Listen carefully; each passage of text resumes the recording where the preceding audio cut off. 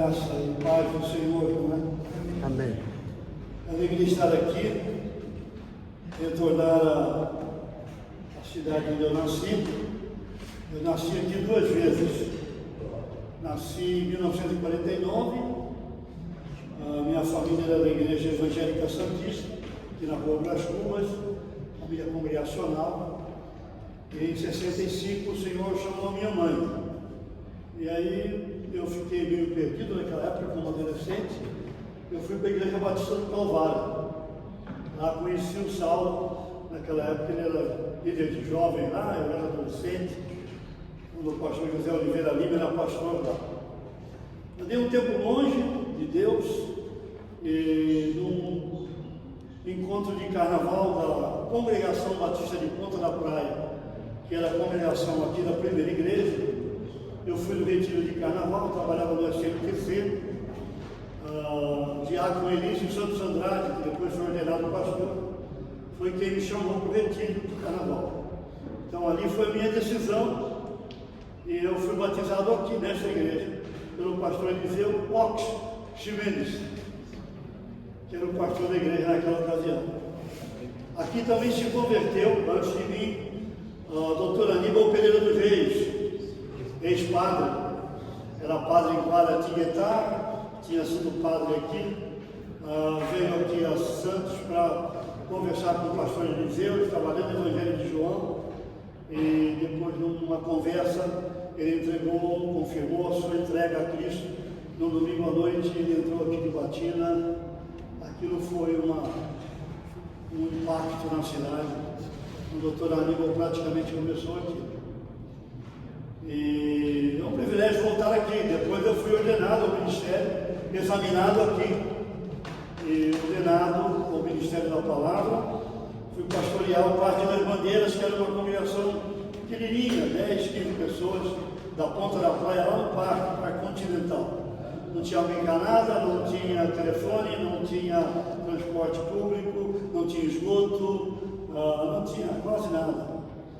Aí plantamos a igreja do parque, evangelizamos ali aquela região, Maitá, Curva do Oeste, enfim, fizemos um trabalho missionário ali, bem forte. Vila Ema, onde está o nosso querido pastor Richard, um ótimo, excelente trabalho lá, né? E depois Deus nos chamou para Memorial, aqui na Visconde de Cairu, que no começo era a terceira igreja, depois tornou-se Igreja Batista Memorial. Nesse período eu fui pastor interino do Jardim Primavera, no Guarujá, onde nasceu a igreja onde está o Jaime, a Igreja Batista do Guarujá. E eu tive a oportunidade naquela ocasião de presidir a ordem aqui por 2 vezes. Foi graça dos colegas para comigo. Então, muito bom voltar aqui. Eu nasci aqui, torço para o Santos Futebol Clube, não tem como fazer diferente, né? Quem nasceu aqui viu Duval Coutinho, Pelé, Mengão jogar bola, não torço para mais ninguém, mesmo que a torcida está assim agora, mas não tem problema. Não tem problema. Então, uma alegria estar aqui, ver, encontrar o Marcos e Henrique. Nós somos. A minha amizade com o Marcos e Henrique começou em 72, 52 anos. Nós éramos jovens, o Senhor, naquele período, encheu a nossa vida com vigor evangelístico, com fogo missionário. O Espírito Santo tomou a nossa vida, éramos muito jovens. E eu fui dono de uma livraria aqui na rua Martim Afonso de Souza. Nós tínhamos reunião de oração. Todo dia a livraria falia, porque a gente sobrava, não vendia nada. O pessoal vinha para comprar, tinha oração o dia inteiro. Eu era jovem, não tinha nenhuma experiência administrativa. A livraria fechou, mas aí nasceram vários movimentos. Desafio Jovem nasceu ali. A Igreja Batista Imperial, onde está o Nilton Lobato agora, que é da Convenção Nacional, nasceu ali, né, com o pastor Dema, está com o Senhor agora, e o pastor Laerte. Foi uma experiência tremenda. Então, voltar aqui traz à minha memória, meu coração, lembranças naquela época da primeira igreja aqui em Santos, nós tínhamos culto ao ar livre aqui, na Praça José Bonifácio. Nós íamos para a praça, pregar o Evangelho na praça. E aqui, o pastor Roberto Augusto, nessa praça, foi preso algumas vezes no bando da igreja aqui do lado. Então ele ia para a cadeia aqui na Praça dos Andrados, com seu acordeão, ele de português. O delegado mandava soltá-lo, porque ele ficava tocando e cantando lá na cadeia. Ele voltava para cá e continuava pregando aqui. Eu não conheci o pastor Roberto Augusto, meus pais conheceram, mas ele foi um homem de Deus aqui. Então, Saulo deve lembrar de algumas dessas coisas que eu estou falando, né?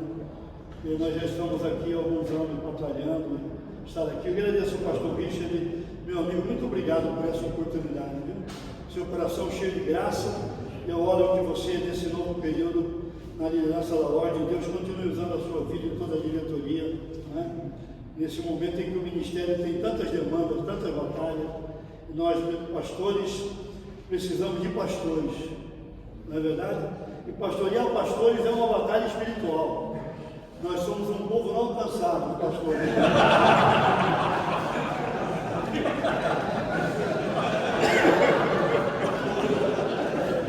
Não é verdade?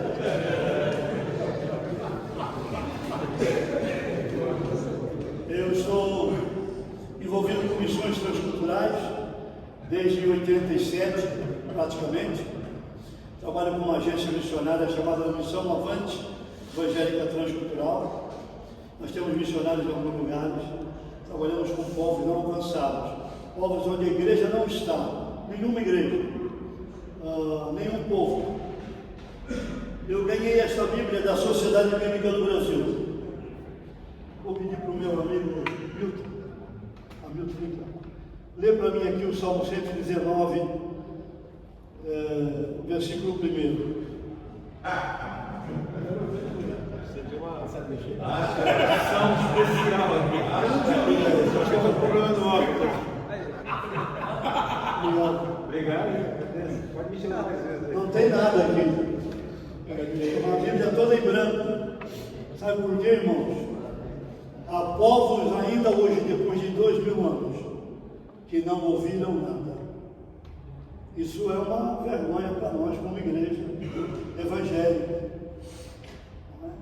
Povos que não têm ainda o Evangelho de Marcos traduzido. O Evangelho de Marcos é sempre o primeiro Evangelho traduzido. Não há nada. Então, se a igreja não é missionária, o que ela é? Se a igreja não está comprometida com missões, com a evangelização do mundo, Jerusalém, Judéia, Samaria, até os confins da terra, ela não é a igreja do Novo Testamento. Ela é um clube, ela é um ajuntamento humano, ela está fazendo uma obra social. Eu lembro que num período aqui em Santos, depois da reunião da ordem, que normalmente acontecia aqui no gabinete pastoral. Nós éramos um grupo pequeno de pastores, ou então lá naquele salão onde nós almoçamos, tinha uma mesa grande, nós nos reunimos ali. E nós saímos para almoçar, e um colega de ministério aqui da região, nós éramos muito amigos, ele disse: Josué, o meu chamado não é missões, meu chamado não é discipulado, meu chamado é obra social. E eu lembro que eu falei para ele: então depois você me mostra na Bíblia, onde nós temos a liberdade de escolher se vamos fazer missões ou não, se vamos discipular ou não. A questão missionária não é um chamado para ele, pastor Moisés, pastor Jaime, pastor Monsi, pastor Richard, e nós ficamos aí fazendo qualquer outra coisa. O chamado missionário é para todos nós. Se você é salvo, porque às vezes há pastores que não são salvos, né? Pode não ser o caso nosso aqui. Eu espero que todos nós sejamos convertidos em nome de Jesus. Mas todos nós temos um chamado missionário. Louvado seja Deus, pregar o Evangelho, fazer discípulos, em nome do Senhor. Então eu quero ler um texto e eu vou pedir ajuda para o meu amigo Enéas, que está aquela mesa maior, colocar aqui, porque eu quero mostrar algo aqui para os irmãos. Mas eu quero começar com a Bíblia. Esse livro, que daqui a pouco só vai ser encontrado no museu, porque não se lê mais Bíblia, e não se tem mais Bíblia nas igrejas. Ela está nos aplicativos, nos tablets, celulares, nós estamos abandonando o livro físico, porque a neurociência nos recomenda a voltar para a prática da leitura do livro físico. Então, Mateus 28, texto áureo de missões, versículo 18 a 20. Normalmente, quando eu vou falar em alguma igreja sobre missões, eu digo aos irmãos, abra a sua Bíblia. Se você não tem Bíblia, chega perto de um crente. Então, é muito bom ter a nossa Bíblia, louvado seja Deus. Jesus, aproximando-se, falou-lhes dizendo: toda a autoridade lhe foi dada no céu e na terra. E de portanto, fazei discípulos de todas as nações, batizando-os em nome do Pai, do Filho e do Espírito Santo, ensinando-os a guardar todas as coisas que vos tenho ordenado. E eis que estou convosco todos os dias, até a consumação do século. Amém? Amém. Bom, durante um bom tempo, irmãos, traz a mochila para mim, por favor. Eu preguei que a ordem de Jesus estava no ID, mas agora eu precisava, como pastor, eu precisava olhar o texto, e eu descobri, provavelmente todo mundo já tinha encontrado isso, eu não fui o primeiro. Não existe isso, né? Alguém já encontrou sempre aquele texto. O mandamento para Mateus 28 não está no ID. O ID está numa forma, no original, do gerúndio. A ideia aqui é que o termo ID, ele está nos chamando para caminhar. Essa é a ideia do texto, para nós caminharmos. Deixa eu tomar aqui a minha anotação. Ide, indo, ou faça algum movimento. A ideia de caminhar, de fazer um movimento. Então, a ideia do texto bíblico, se pudesse ser traduzido, seria: indo, fazei discípulos de todas as nações.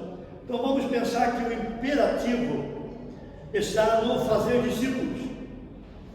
Na mente do nosso Senhor e no contexto bíblico, na medida em que você vai como cristão, para onde vamos, qualquer atividade da nossa vida, nós temos um chamado para fazer discípulos. Aliás, no Novo Testamento, você não encontra um departamento de evangelismo e um departamento de discipulado. Isso não tem no Novo Testamento. Pregar o Evangelho e fazer discípulos é uma coisa só. Atos capítulo 14, outros textos, está claro lá. Eles pregavam o Evangelho porque a visão que receberam era fazer discípulos. E eles faziam discípulos e também pregavam o Evangelho do Senhor Jesus. Pensando nisso, eu trouxe comigo um companheiro. Isso aqui é um artesanato russo, ou que vem lá da Finlândia. É a fisionomia de uma mulher. Eu ainda não encontrei esse artesanato com a fisionomia masculina. A gente chama isso de babushka. Então nós temos aqui uma coisa interessante que eu quero mostrar na palavra e também trabalhar um pouco com o nosso auxiliar aqui. Pensando no discipulado, vamos abrir um outro texto bíblico então, para nós vermos a prática disso. No livro de Atos, capítulo 11, quando os cristãos dispersos foram para Antioquia, Atos 11, versículo 19, então os que foram dispersos por causa da tribulação que sobreveio a Estevão, se espalharam até Fenícia, Chipre e Antioquia, não anunciando a ninguém a palavra, senão somente aos judeus. Depois, versículo 21, a mão do Senhor estava com eles e muitos crendo se converteram ao Senhor. 22, a notícia a respeito deles chegou aos ouvidos da igreja que estava em Jerusalém e enviaram alguém para lá. Quem foi a pessoa que eles enviaram aí no texto? Barnabé. Então vamos chamar o nosso amigo aqui, aqui temos um Barnabé, uma Barnaboa, as mulheres também podem fazer discípulos. Não é? Olha o que aconteceu. Barnabé era um homem bom, então caráter de Deus, cheio do Espírito, Meus irmãos, sem o poder do Espírito, não há evangelização eficaz, não há discipulado. Sem um avivamento real, eu não estou falando do movimento que se chama de avivamento por aí, que de avivamento não tem nada. Estou falando do que diz o hino 171 do nosso cantor, que a gente já nem sabe se ele existe mais, né? Aviva-nos, Senhor, e dá-nos o teu poder de santidade, fé e amor. Esse fogo do Espírito que está em todo o livro de Atos, em todo o Novo Testamento. É esse fogo do Senhor que nos dá um coração para pregar o Evangelho, que nos dá um coração para fazer discípulos, para perseverar, para ficar firme, para não desanimar, para dizer não ao pecado, para dizer ao diabo, vai embora daqui, não temos nenhum compromisso com você, para dizer ao mundo, não vamos amar o mundo, mas vamos amar o Senhor sobre todas as coisas. Então Barnabé era esse homem cheio do Espírito Santo. Eu reconheço, meus irmãos, que sem a ajuda e o poder do Espírito Santo, eu não teria permanecido no ministério, pregando o Evangelho, me comprometido com missões e me envolvido com o discipulado. Eu não teria forças. E eu penso que neste tempo que nós nos aproximamos do tempo do fim de todas as coisas, independente aí da nossa posição escatológica, nós precisamos que o Senhor venha sobre nós como igreja para aquecer o nosso coração com esse fogo bendito do Espírito Santo. O que aconteceu com Barnabé? Versículo 25. Partiu Barnabé para Tarso à procura de alguém. Quem é que ele foi procurar? Saulo. Saulo. Então vamos aqui.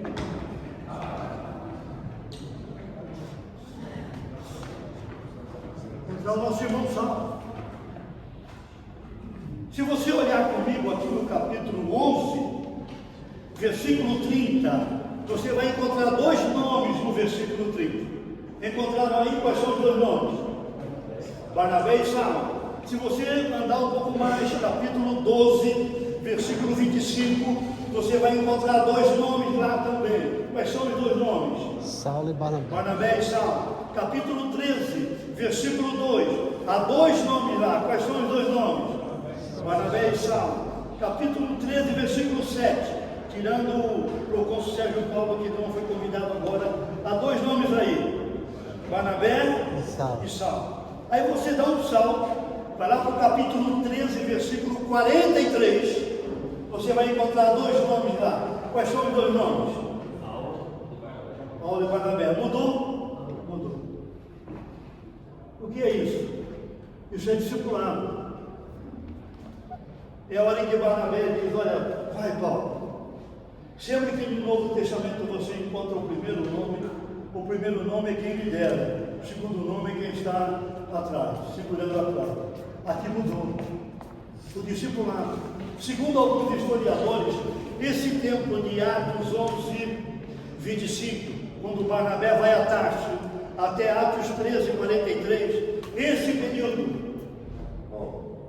Obrigado, meu amigo pastor Moacir. Sabe que o bisavô dele foi meu avô? Opa! A gente tem um pouco aí, laço familiar aí lá. Tem o Barnabé. Nesse período, Barnabé e Saulo, depois Barnabé e Paulo, é um período de 3 anos. E meus irmãos, quando Barnabé chama Paulo para o discipulado, Paulo havia passado já 10 anos no deserto da Arábia, já tinha ido ao terceiro céu, já tinha encontrado o Senhor na estrada de Damasco. Paulo precisava de ajuda, Paulo precisava de discipulado, precisava de um Barnabé. O discipulado, biblicamente, ele tem, eu penso, a primeira etapa que é para o crente novo. Ele precisa ter um discipulado que vai levá-lo à maturidade e vai fazer dele um discípulo discipulador. No nosso caso, nós não somos crentes novos, nós somos pastores, mas o pastor precisa de um Barnabé. O pastor precisa de um Barnabé. E depois o que vai acontecer aqui, porque depois, em Atos 16, a gente vai perceber se Paulo aprendeu a lição com Barnabé. Atos 16, versículo 1, 2 e 3.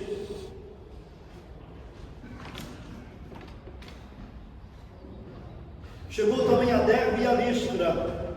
Havia ali um discípulo chamado Timóteo, filho de uma judia, crente, mas de pai grego. O pai de Timóteo provavelmente não era cristão. Dele dava um bom testemunho os irmãos de Listra e Icônio. Olha o 3. Quis Paulo que ele fosse em sua companhia. Então, Paulo encontra o jovem.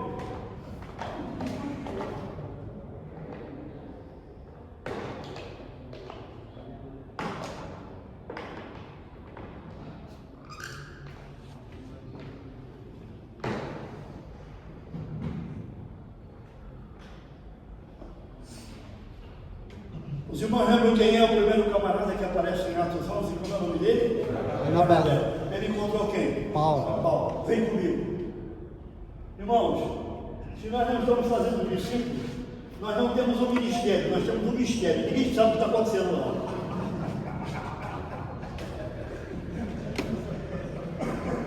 Queridos colegas, se nós não fazemos discípulos, o que é que nós estamos fazendo? Qual é o nosso ministério? O que estamos gastando nossa vida? É interessante, o que Paulo vai dizer para Timóteo? Vocês querem olhar isso comigo? Eu estou sendo bem objetivo aqui para a gente não ir além do tempo e não ficarmos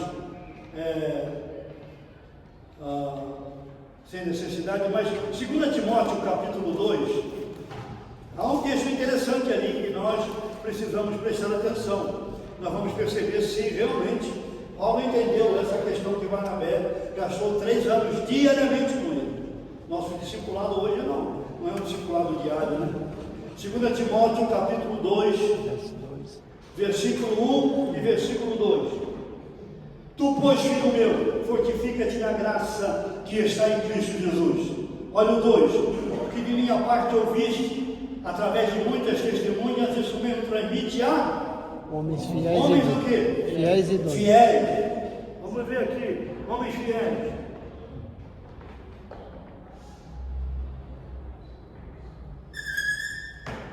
Homens fiéis. Depois de homens fiéis. E homens também o quê? Idôneo. Idôneos. Homens idôneos.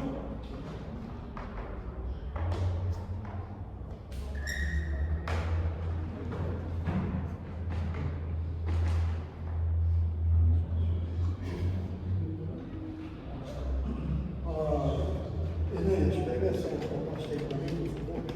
Queridos, se nós não estamos, a gente consegue recordar quem é o primeiro? Barnabé. Ele encontrou quem? Paulo. Saulo encontrou quem? Timóteo. Timóteo vai transmitir a homens Fiéis. e homens Idôneos. Se não há discipulado, sabe o que é isso? Tijolo. Tijolo.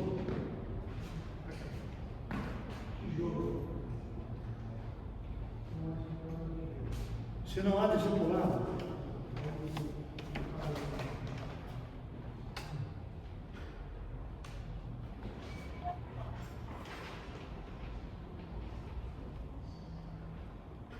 quando a gente pensa nessa questão do discipulado, o discipulado bíblico, ele tem como objetivo, como propósito bíblico, levar um cristão à maturidade. O que acontece conosco, como pastores? Como nós não discipulamos, nós estamos reunindo Tijolos. tijolos. Nós vamos chegar e colocar mais um tijolo aqui. Ou então, se nós não estamos reunindo tijolos, irmão, essa aqui é sua uma madeira. Aqui, pastor, para você também. Isso é uma brincadeira, tá bom, pastor? Mas é verdade, pode ficar. nós nos tornamos gerentes do berçário. E cada domingo a gente vem com uma madeira.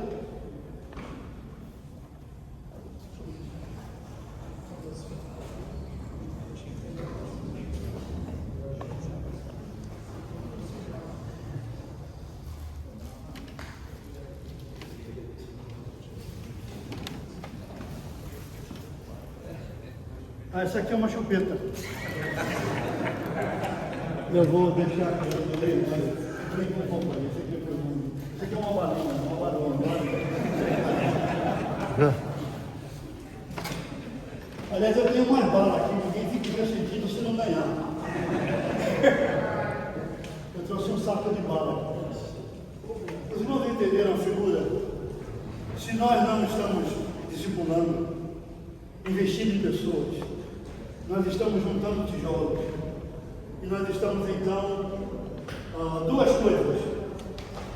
A primeira é, em vez de edificar, nós não edificamos a igreja, nós reunimos uma pilha de tijolos. E reunindo uma pilha, nós nos tornamos guarda noturnos da pilha. A gente fica lá. Lá vem um adventista. Ele vai levar um tijolo. A gente fica ali vigiando a pilha. Aí vem a igreja A, vem a igreja B, vem a igreja C, vem a igreja da moda, vem a igreja sem Bíblia, sem teologia, vem a igreja shopping agora. E vai levando os tijolos, mas nós ficamos ali naquela batalha, naquela luta, para ninguém levar tijolos da nossa pilha. Pilha central de Santo André, pilha central de Santos, primeira pilha de Santos, pilha do Calvário, primeira pilha de São Vicente, Cidade Náutica, Praia Grande, enfim, cada pilha tem um nome. Jardim Casqueiro, Memorial, Vila Lema. Tá Nós pilhado. estamos juntando tijolos. É no discipulado que a gente vai edificar a igreja. Claro, você tem que pregar a palavra. Nós pregamos a palavra. Nós somos chamados para ser expositores, para seguir o caminho do Senhor, o caminho do apóstolo Paulo, o caminho de Spurgeon. Nós somos chamados para abrir a Bíblia, irmãos, ensinar a Bíblia. Em nenhum momento da história, desde Jerusalém, a verdade foi tão atacada como agora nestes últimos anos. Todas as verdades bíblicas estão sendo atacadas em blocos, por gente fora da igreja e por gente dentro da igreja. Então nós pastores somos chamados para expor a palavra, mas ao mesmo tempo que ensinamos a Bíblia, nós precisamos fazer discípulos, gerar pessoas espirituais, que vão gerar filhos e netos e bisnetos espirituais na caminhada do ministério pastoral. Então, vamos recordar aqui, só para a gente ir para um pedacinho aqui. Lembra do primeiro? Barnabé. Ele encontrou quem? Paulo. Vem comigo. Saulo encontrou quem? Timóteo. Que você ouviu de mim, transmite a homens Fiéis. e homens Idôneos. Vamos aqui no versículo 2, 2 Timóteo 2, ele diz: homens fiéis e idôneos para instruir Outros. Vamos lá.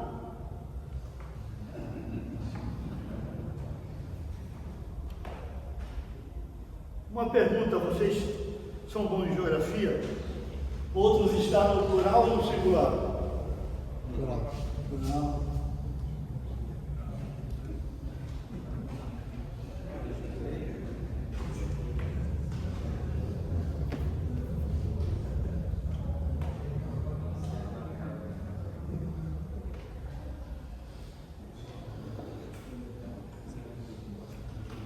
Bom, queridos irmãos, o discipulado bíblico, ele não é um curso.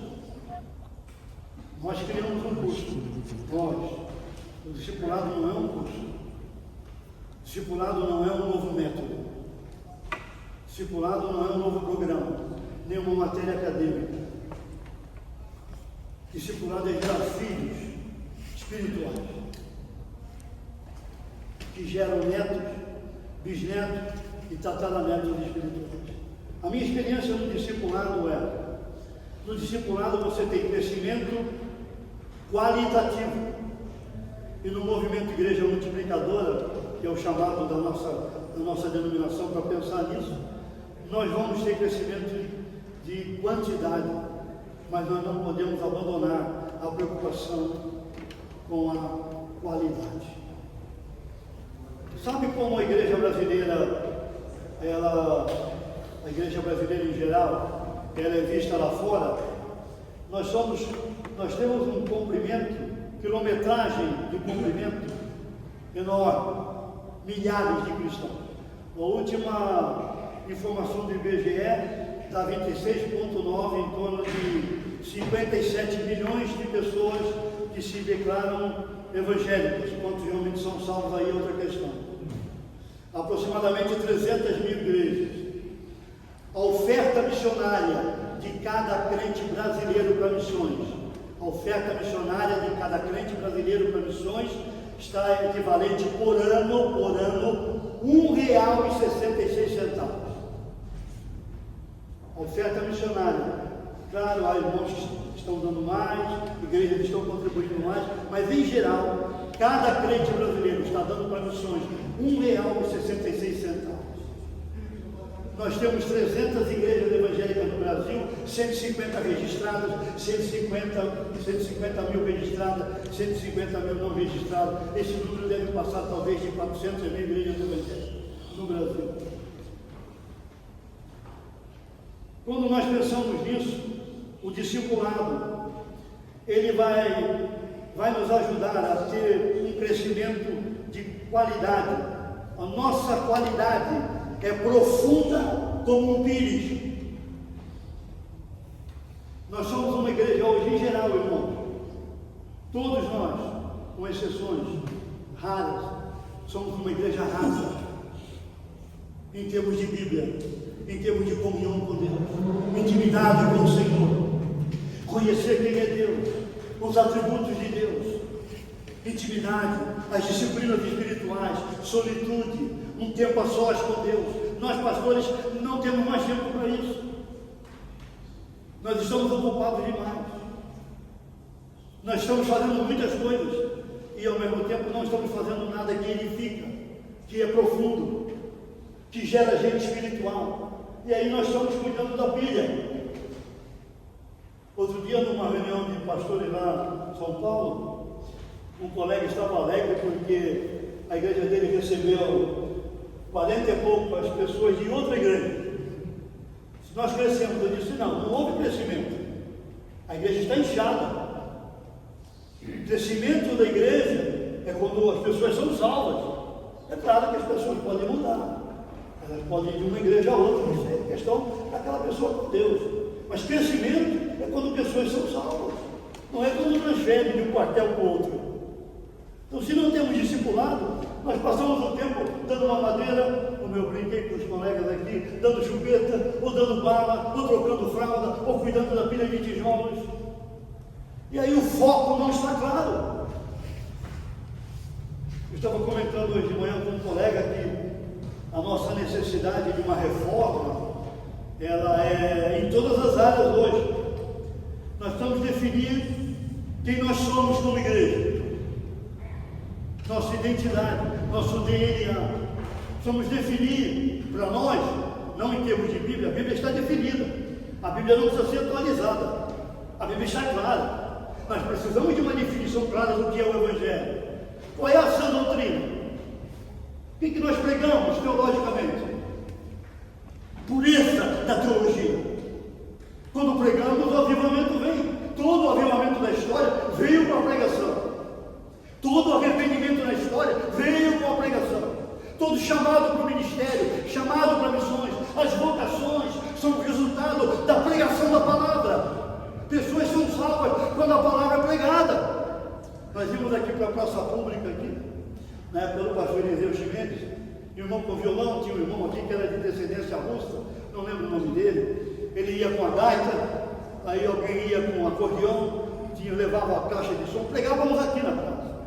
E depois convidávamos as pessoas para vir. As pessoas vinham, muitas vinham.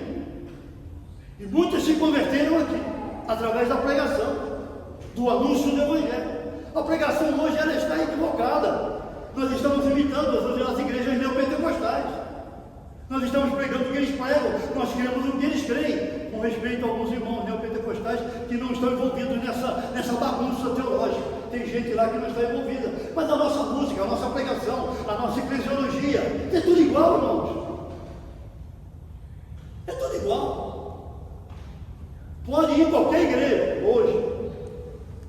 Há uma exceção aqui, outra ali. O modelo é igual. A forma é a mesma. Então, quando nós pensamos no discipulado bíblico, o discipulado não é um trabalho fácil, o discipulado leva tempo. O discipulado vai nos ajudar a perceber quem é quem. Eu estava pregando numa igreja batista esses dias aqui na Grande São Paulo. E um irmão que é diácono na igreja lá há algum tempo, ele falou assim para mim: o senhor pode me dizer, pode me responder por que Salomão pecou? Eu disse: o senhor é cristão há quanto tempo? Há uns 40 anos.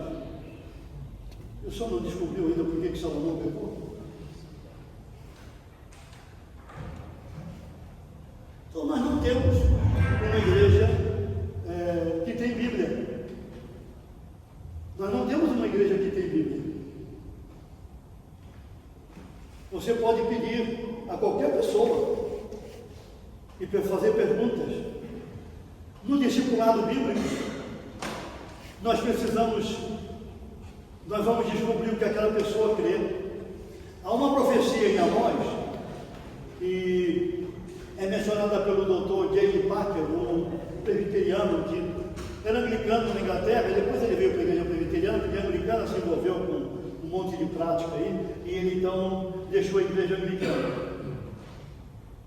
Dr. Packer diz o seguinte, citando uma profecia de Amós: haverá um tempo, está lá em Amós capítulo 8, 9, 10, 11 e 12, haverá um tempo em que as pessoas andarão de norte a sul, de leste a oeste, de um lado para o outro, com fome e sede, não de pão e não de água, mas da palavra de Deus.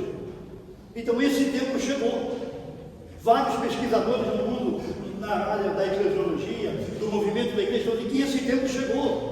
A fome e sede pela palavra, a fome e sede pela Bíblia, a fome e sede pelo ensino. Mas as pessoas chegam em nossas igrejas, não tem mais Bíblia. Eu tenho ido em algumas igrejas, eu fui numa igreja outro dia, numa igreja da nossa denominação, o pastor estava sem Bíblia. Quando eu pedi para abrir a Bíblia, ele foi procurar uma Bíblia emprestada com alguém. Meus irmãos, eu deixei na mochila. Quando eu venho com a Bíblia no celular, eu preciso ser muito santo para não responder a ninguém na hora que Deus está falando através do pregador. E eu não sou, eu não tenho essa santidade, eu não cheguei lá. Então eu prefiro o livro físico.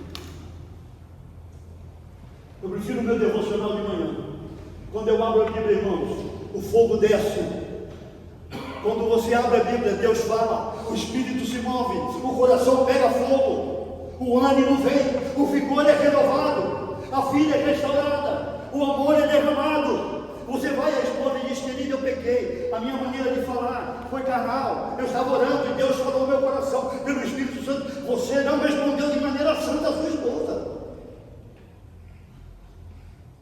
Na pandemia eu tive que fazer uma mudança de local de moradia, e num determinado momento eu falei para Maria José, minha esposa: querida, a hora que você precisar, qualquer coisa que você tenha necessidade, eu estou aqui, você pode falar comigo.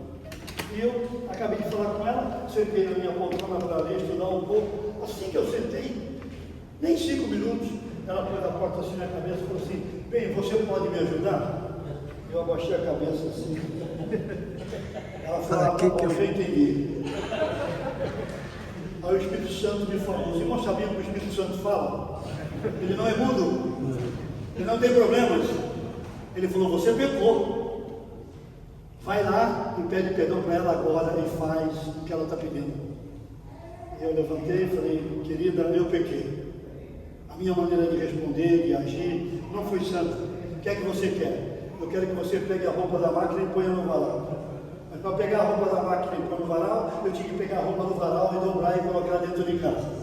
Mas a área do varal era a área dos cachorros. Eu tinha que limpar também a área dos cachorros. Então, ou você faz dizendo glória a Deus, aleluia, glória a Deus, glória a Deus, aleluia. Ou você faz que nem carrinho de supermercado. Já pegou aqueles carrinhos que anda chiando? Se você não lembrar de nada hoje, quando você pegar aquele carrinho, você vai lembrar. Nem porta de garagem velha. Então, o discipulado bíblico, ele nos dá discernimento sobre quem é quem, o que as pessoas creem quando vêm para o nosso rebanho. O discipulado bíblico nos ajuda a perceber a questão moral das pessoas e a opção sexual que elas fizeram. Meus irmãos, eu estou, eu não sei se eu digo assombrado, eu não sei que termo usar aqui, com o número de pessoas que estão fazendo opções sexuais não bíblicas em nossas igrejas. Nós estamos falando da sociedade. Sociedade sem Deus no mundo, Efésios capítulo 2, eles vão escolher o que eles querem. Mas nós não temos a opção de fazer uma outra escolha que não seja a opção de Gênesis. Deus fez o homem e a mulher. Eu estou assustado com o que eu estou vendo, tanto na membresia como no púlpito. Nós temos batalhas, sim, temos lutas. Há um texto que eu quero mencionar, e eu vou concluir, que está em Lucas capítulo 6, é um texto sobre o discipulado.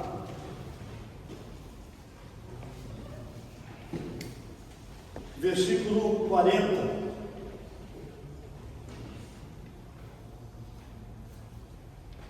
Lucas capítulo 6, versículo 40.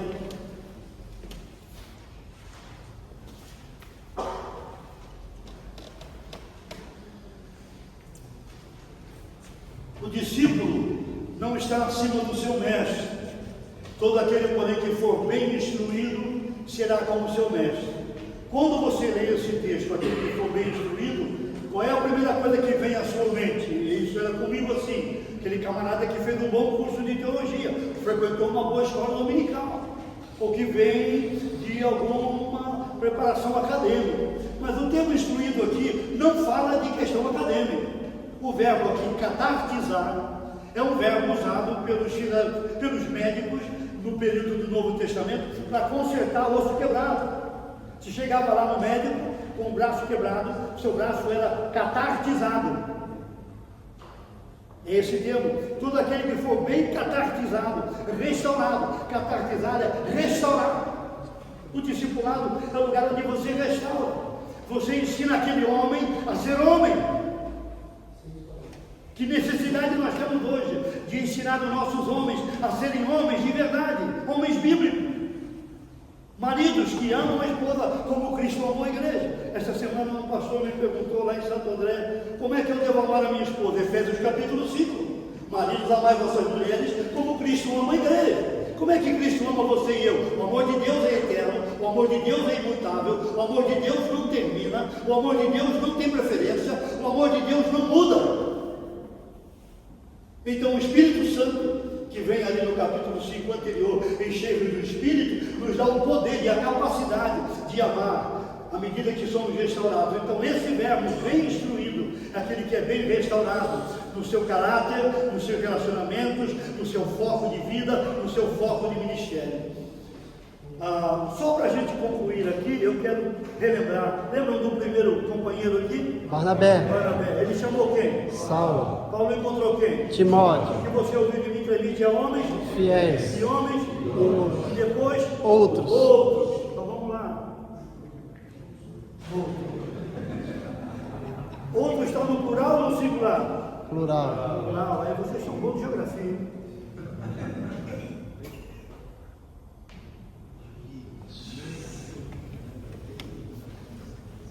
Queridos companheiros de ministério, vocês entenderam? Isso é discipulado. O discipulado alivia o estresse. Você não tem que fazer tudo na igreja. Você tem que visitar todo mundo, atender todo mundo. Claro que não é no primeiro tempo que você delega, não é no primeiro momento que você delega, mas você investe em encontro para estudar a Bíblia. Às vezes o encontro é formal, você abre a Bíblia, às vezes é informal, você bate papo, pergunta como vai a vida, como está o casamento, como estão as suas batalhas, quais são as tentações. O discipulado é prestar contas. Eu presto conta, irmãos. Eu estou com 7,5. Eu presto contas.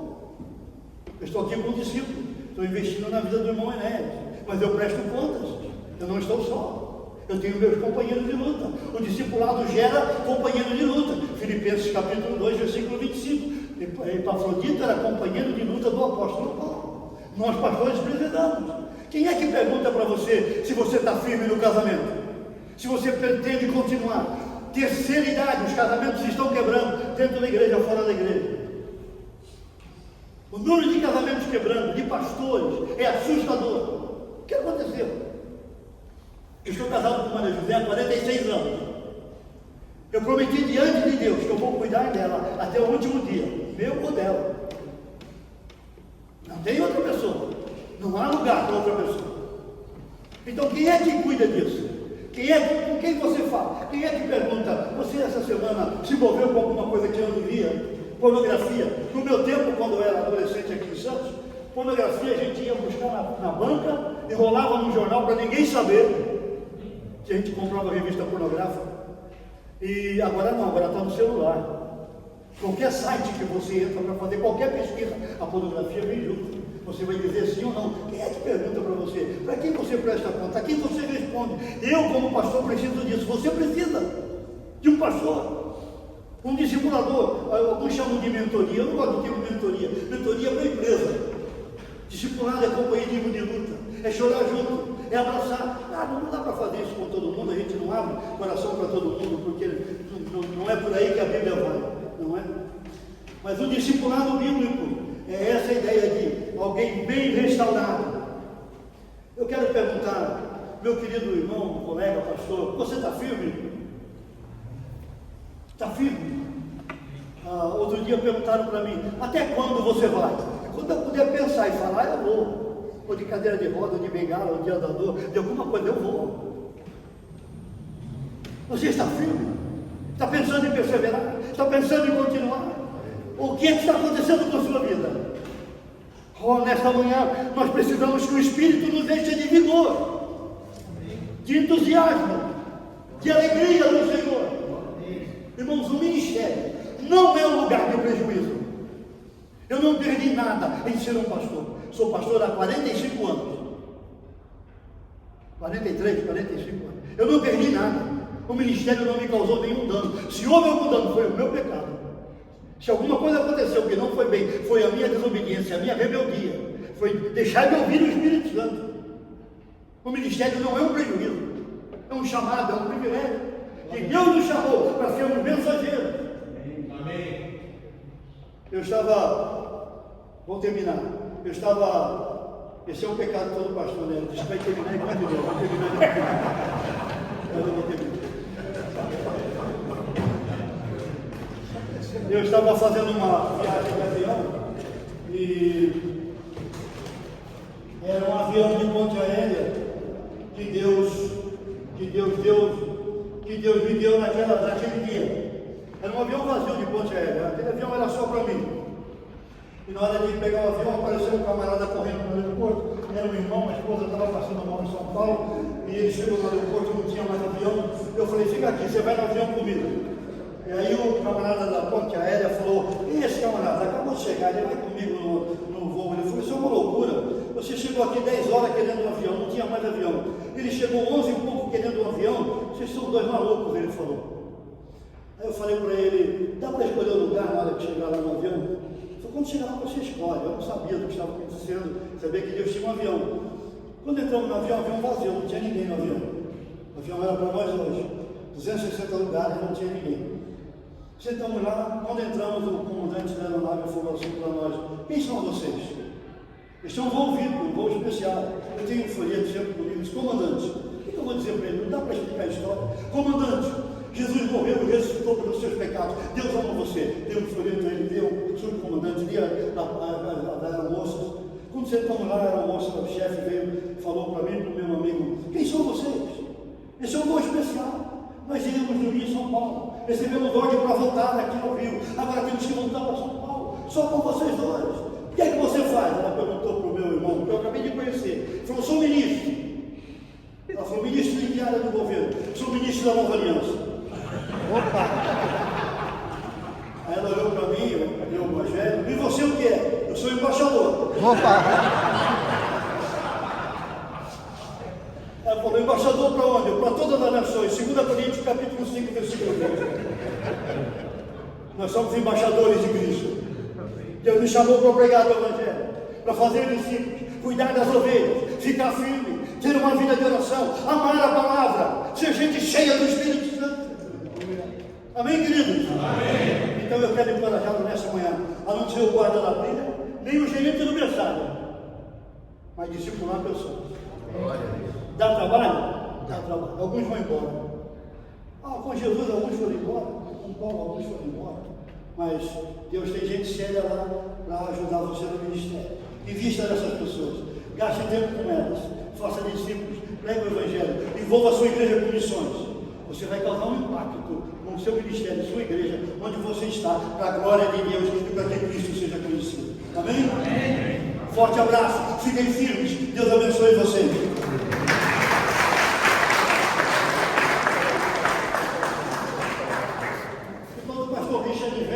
O primeiro aqui.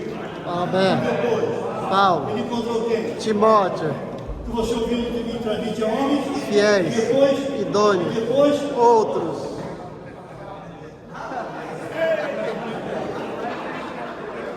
Meu Deus.